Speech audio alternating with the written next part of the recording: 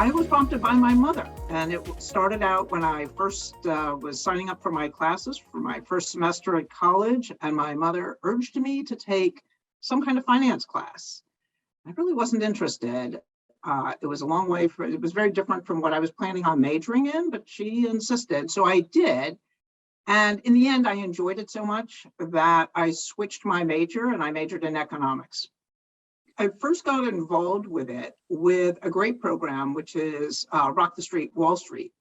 And that was several years ago. And if you're not familiar with Rock the Street, Wall Street, it teaches financial literacy to high school girls. And I really thoroughly have enjoyed that.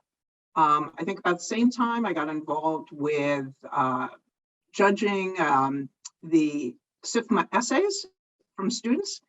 And then most recently, I have volunteered as a mentor for Thurgood Marshall scholars in a program that Broadridge sponsors.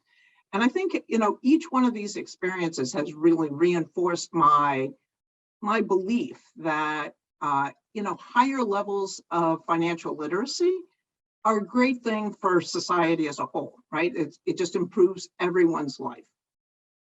I look at programs like what the SIFMA Foundation does, and they started very early and getting kids writing these essays, and Rock the Street, Wall Street. And I also see economics and finance being taught more frequently, certainly than when I was growing up in high schools. And that all gives me confidence that people understand the importance of it. This has to be woven in from a, age appropriate, but as you're going through school, it can't be something that people just start learning about once they get to college or university. So I think it's great to see this growing understanding of how important financial literacy is for everyone.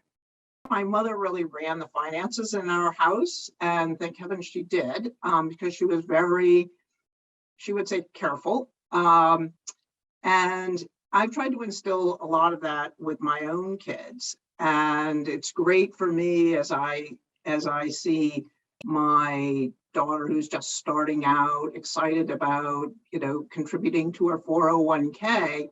And I think people, it's something people need to understand, that building your wealth is your own responsibility. And it takes a lot of little decisions every day to get it right. And it's not something you can sort of kick down the road until you're 50 years old. It has to start right off at the beginning. And it's not difficult. It's not science. It's not something that's reserved for the few. Just, good common sense and being willing to be patient is, to my mind, the name of the game.